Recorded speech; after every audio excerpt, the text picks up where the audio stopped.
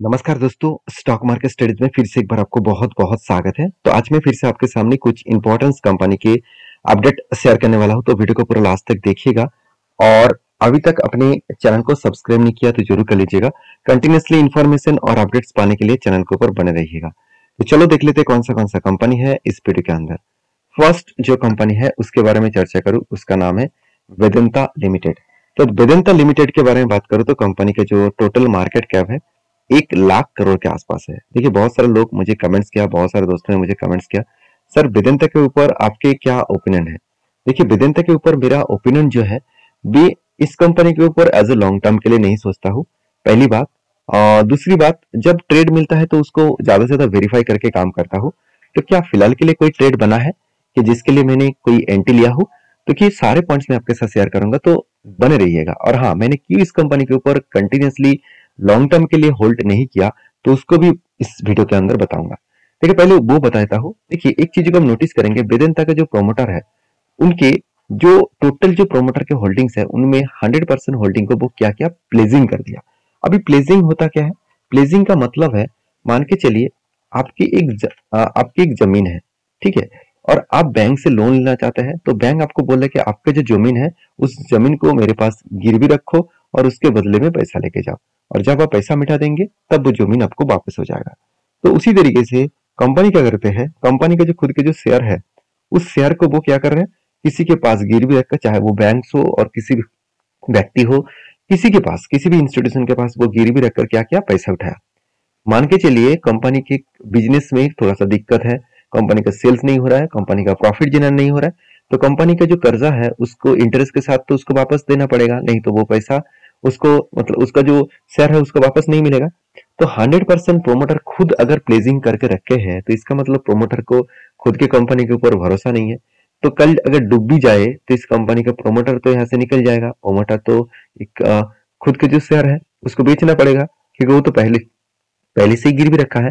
तो इसका मतलब है प्रोमोटर जब कंपनी से निकल जाएगा तो बाकी इस कंपनी की हालत खराब हो जाएगा, क्योंकि इंस्टीट्यूशन वो देखेंगे क्या कंपनी में सही में दम है। अगर दम है तो रहूंगा, नहीं तो वो माल बेचकर भाग जाएगा। तो सही में अगर देखा जाए तो आप देख सकते हैं यहाँ पे प्रोमोटर के पास कितना होल्डिंग है, उसमें से रेड कलर आपको क्या दिख रहा है, इसका मतलब प्लेजिंग। और देखिए, एफआईएस ने माल बेचकर भाग गया, मतलब म्यूचुअल फंड ने माल बेचकर भाग गया, और एफआईएस के पास जो होल्डिंग 9.5% होल्डिंग था वो 7.5% आ गया। और बाकी जो आधा से आधा के पास होल्डिंग कितना है, करीबन 10% के आसपास। तो पब्लिक के पास सबसे ज्यादा होल्डिंग है प्रोमोटर के पास। तो कहने का मतलब है कि इंस्टीट्यूशन उतना ज्यादा ट्रस्ट नहीं कर रहा है। क्यों? क्योंकि इस कंपनी के ऊपर बहुत ज्यादा केसेस भी है और बहुत ज्यादा घोटाला केसेस भी है। तो उस वजह से कंपनी के ऊपर मैंने एक डिटेल्स वीडियो आपके साथ शेयर किया था, बहुत सारे दोस्तों ने इस वीडियो को देखा। जाकर जरूर देखना कि कंपनी के ऊपर, कंपनी के अंदर किस तरीके से काम हो रहा है। बाकी इस कंपनी के ऊपर सबसे जो इंपॉर्टेंस पॉइंट है वो है कंपनी का कर्जा। तो डेप्थ भी बहुत ज्यादा लेकर रखा है। कितना डेप्थ लिया मैं आपको एक बार यहाँ पे दिखा देता हूँ, आप ध्यान से देखिएगा। कंपनी की जो बोरिंग्स है 77,000 करोड़ पहले भी था, आज भी 75,000 करोड़ है। मतलब कर्जे में कोई भी कमियां नहीं है, कंटिन्यूसली वो कर्जे को लेते चले जा रहे हैं। और जो कंपनी का जो रिजर्व है उससे 3 गुना ज्यादा कंपनी का, सॉरी 2.5 गुना ज्यादा कंपनी का बोरिंग्स है। मतलब खुद की जो रिजर्व है उस रिजर्व को अगर बेच भी दे तो भी कंपनी कर्जे को मिटा नहीं पाएंगे। कंपनी के रिजर्व के साथ साथ फिक्स एसेट भी है। मान लेता हूँ फिक्स एसेट ज्यादा है तो इसको बेचेंगे तो ऑब्वियसली कंपनी का बोरिंग्स मिट जाएगा। तो कहने का मतलब है कि क्या कंपनी बिजनेस को चलाने के लिए क्या फिक्स एसेट को बेचेंगे? फिक्स एसेट तो रहना ही होगा, क्योंकि बिल्डिंग, मशीनरी, प्लांट, इस तरीके से व्हीकल्स, इस तरीके से सारे प्रोडक्ट उसका फिक्स एसेट होता है। तो क्या वो उसको बेचेंगे तो उसके बाद वो प्रोडक्शन कर पाएंगे? बिल्कुल नहीं ना। तो इस बात को आपको समझना पड़ेगा। बाकी इस कंपनी के ऊपर जो टेक्निकली चार्ट पैटर्न्स बना है उसके बारे में चर्चा करूं तो यहाँ पे देखिए मुझे एक पैटर्न्स तो दिखा, तो कफ विथ हैंड पैटर्न्स का। तो क्या इस पैटर्न्स के बेसिस में कुछ एंट्री में लेने वाला हो, उससे पहले कंपनी का क्वार्टरली रिजल्ट देखना जरूरी है। देखिए, सेल्स के मामले में थोड़ा सा सेल्स इस बार ज्यादा हुआ, एक्सपेंस को कंपनी मेंटेन किए। नेट प्रॉफिट जो 3,000 करोड़ के आसपास हुआ था इस बार 2,800 करोड़ बना, बीच में एक बार कंपनी लॉसेस भी कर बैठे। तो ओवरऑल बात करूं कंपनी की जो प्रॉफिटेबिलिटी जो मेंटेन्स है वो कुछ उतना ज्यादा ग्रोथ नहीं हो रहा है, मगर कंपनी कंटिन्यूसली प्रॉफिट को मेंटेन कर रहा है। सर, पिछले क्वार्टर्स में कंपनी का प्रॉफिट मेंटेनेंस नहीं हो रहा था। तो अगर देखा जाए तो कंपनी के पॉइंट ऑफ व्यू से मैं इस कंपनी के ऊपर एक ट्रेड तो जरूर लेने वाला हूं। हाँ, छोटे मोटे क्वांटिटी के साथ लूंगा क्योंकि बहुत हाई रिस्की कंपनी मुझे लगता है, तो तब एंट्री लूंगा जब इस कंपनी का पैटर्न कंप्लीट हो। मतलब यहाँ पे क्या बना, यहाँ पे तो कप तो बन गया, कप बनने के बाद एक हैंडल पैटर्न भी यहाँ पे कंप्लीट हो रहा है। तो हैंडल पैटर्न कंप्लीट होने के बाद मुझे लग रहा है फिर से एक बार एक छोटा सा हैंडल यहाँ पे वो क्रिएट करेगा। अगर ज्यादा हैंडल क्रिएट होने के बाद अगर ब्रेकआउट होता है तो पॉसिबिलिटी ज्यादा है वो टारगेट तक अचीव करने का कोशिश करेंगे। तो कहने का मतलब है एक अलग लेवल का टारगेट होने का चांसेस है। बाकी आपके क्या राय है जरूर कमेंट्स करना। जब तक कोई ब्रेकआउट ना हो तब तक मैं कोई भी डिसीजन यहाँ पे नहीं लूंगा। तो नेक्स्ट जो कंपनी उसका नाम है वोडाफोन आइडिया। देखिए बहुत सारे लोग मुझे चिक चिक कर यही बोल रहे थे कि सर आपको पता नहीं कि वोडाफोन आइडिया सिर्फ 1 रुपया से आज 13 रुपीज मतलब 18 रुपीज तक जर्नी कर चुके हैं और आज 13 रुपीज के आसपास चल रहा है। तो इस कंपनी 100 तक जाएगा। देखिए 100 जाएगा क्या 200 जाएगा क्या 2000 जाएगा वो तो फ्यूचर ही बताएगा। मगर एक चीज आप हमेशा नोटिस करना कि आप अगर रिस्की प्लेयर है कि चलो मैंने मैंने 5,000 रुपया इस कंपनी के ऊपर लगाया और मैं इसको इसी तरीके से लगाया कि कल जाकर 5,000 डूब भी जाए तो मुझे कुछ फर्क नहीं पड़ेगा, तो ठीक है, इसके ऊपर निवेश करें तो ठीक है। अगर आपका इनकम ही कम है और उसके ऊपर आप पूरा का पूरा रिस्क 5,000 रुपया इस कंपनी के ऊपर ले रहा है, अगर 5,000 डूब जाएगा तो आपको बहुत बड़ा दिक्कत होगा। तो मेरे हिसाब से इस तरीके से कंपनी से दूर रहना ठीक होगा, क्योंकि रिस्क को मैनेज करके काम करना पड़ेगा। रिस्क मैनेजमेंट बहुत इंपॉर्टेंस है किसी भी कंपनी के लिए, क्योंकि रिस्क को अगर मैनेज ना करके आप काम करेंगे तो आप बुरी तरीके से फंस सकते हैं। क्योंकि सारे चीजों को आप एक एक नोटिस करना कि क्वार्टरली जो रिजल्ट है यहाँ पे सेल्स के मामले में बात करें तो सेल्स आपको बहुत हद तक तेजी देखने को मिलेगा और एक्सपेंस को भी कंपनी कंट्रोल में रखे। मगर कंपनी नेट ऑपरेटिंग जो प्रॉफिट है वो बेस्ट तरीके से ऑपरेटिंग प्रॉफिट को मेंटेन कर रहा है। मगर हुआ क्या, कंपनी इतनी ज्यादा कर्जा ले लिया जिसके चलते कंपनी का नेट प्रॉफिट आज तक प्रॉफिट में कन्वर्ट नहीं हुआ, उल्टा बिग बिग लॉसेस में कन्वर्ट हो गया।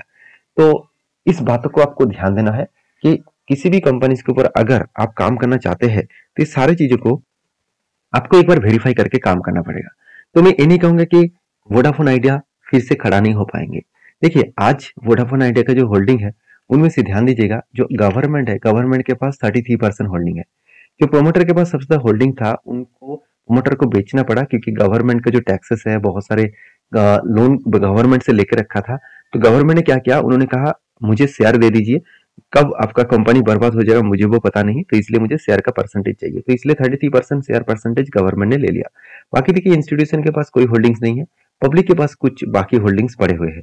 तो मैं इस कंपनी के ऊपर कभी भी बुलिश फील नहीं देखता हूँ। हाँ, हर किसी का अलग अलग ओपिनियन होता है। आप कहेंगे सर आपको एनालिसिस करना नहीं आता, तो कोई बात नहीं, आप जिस जिस तरीके से सोचते हैं उसी तरीके से सोचिए।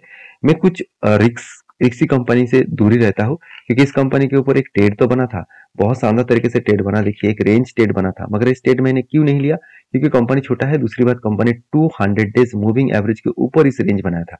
अगर इसके नीचे से अगर बाइंग कैंडल का रेंज बनता तो मैं कुछ डिसीजन जरूर लेता। तो इस रेंज को देखिए, इस रेंज बनने के बाद क्या बना, टारगेट बना। तो कितना शानदार तरीके से टारगेट हुआ, मगर मैंने एंट्री नहीं लिया। मैंने कहाँ पे एंट्री लिया, मैंने यहाँ पे कुछ रिक्सी एंट्री लिया था। क्यों लिया था, मैं पहले बोल चुका हूँ, मुझे बाइंग कैंडल तो चाहिए मगर 200 डेज मूविंग एवरेज के नीचे चाहिए। तो नीचे बना तो जब भी एंट्री बना यहाँ पे एंट्री लिया और यहाँ पे टारगेट बना था। तो जब एंट्री बना था तब मैंने आपके साथ शेयर भी किया। और फिलहाल के लिए जो सिचुएशन है उस सिचुएशन के हिसाब से मैं अभी तक कोई फ्रेश एंट्री नहीं लिया हूँ, क्योंकि यहाँ पे भी अगर देखा जाए तो कंपनी के ऊपर एक रेंज यहाँ पे बन रहा है, जो रेंज निकल कर आ रहा है करीबन 30% के उस पर। तो मैं इसके ऊपर भी एंट्री नहीं लेने वाला हूँ क्योंकि कंपनी 200 डेज ईएमए के ऊपर है। बाकी रूल्स को हमेशा फॉलो करके चलना चाहिए। तो मैं कभी भी रूल्स को ब्रेक करके काम नहीं करता हूँ। अगर आप ब्रेक करके काम करना चाहते हैं तो सोचकर समझकर संभल कर काम करिएगा। तो बाकी आपके जो एडवाइजर है उसके साथ बातचीत करके काम करिए, क्योंकि मेरे तरफ से कोई भी रिकमेंडेशन नहीं है। नेक्स्ट जो कंपनी उसका नाम है उज्जीवन स्मॉल फाइनेंस बैंक। देखिए इस कंपनी के ऊपर मैं सबसे पहले आपको चार्ट पैटर्न दिखाऊंगा। मैं यहाँ पे आपको डायरेक्टली चार्ट पैटर्न ओपन करके दिखा देता हूँ। तो देखिए उज्जीवन स्मॉल फाइनेंस बैंक के बारे में चर्चा करूँ तो इसके ऊपर एक पैटर्न स्केल हुआ। तो फाइनली जो पैटर्न बना वो इस तरीके से कुछ कफ विथ हैंडल पैटर्न बना। तो कितने बार हैंडल बना, तीन बार हैंडल बना, एक बार, दो बार, तीन बार, और मुझे लग रहा है और एक बार हैंडल बनने का तैयारी करेंगे। तो देखिए जब कोई कंपनी लाइफ टाइम हाई को ब्रेकआउट करना चाहते हैं और जहां पे लिस्टिंग हुआ उसी लिस्टिंग गेन के बाद कंपनी के ऊपर एक बिग फॉल हुआ था, उसके बाद कंपनी देखिए यू टर्न लेकर रिकवरी किए, तो यही कंपनी के लिए बहुत बड़ी बात है। और दूसरी बात ये भी है कि कंपनी के ऊपर सारी चीज़ों को समझकर अगर काम करेंगे तो एक पॉइंट्स आपको जरूर देखने को मिलेगा कि कंपनी के ऊपर जो पैटर्न्स क्रिएट हुआ, उसके बाद जो शोल्डर पैटर्न्स भी क्रिएट हुआ, उस शोल्डर को अगर ब्रेकआउट करेगा तो एक लंबा जर्नी होगा। क्यों?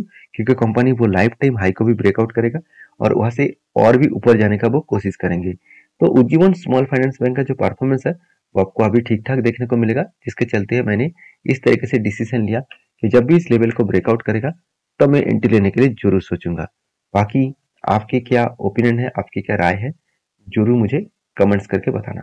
तो नेक्स्ट जो कंपनी है उसके बारे में चर्चा करूँ, उसका नाम क्या है, उसके नाम के बारे में बात करूँ तो कंपनी का नाम है केसर इंडिया लिमिटेड।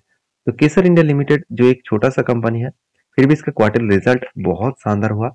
जो 75 लाख का कंपनी का सेल्स था पिछली बार, इस बार वो 18.5 करोड़ का सेल्स हुआ।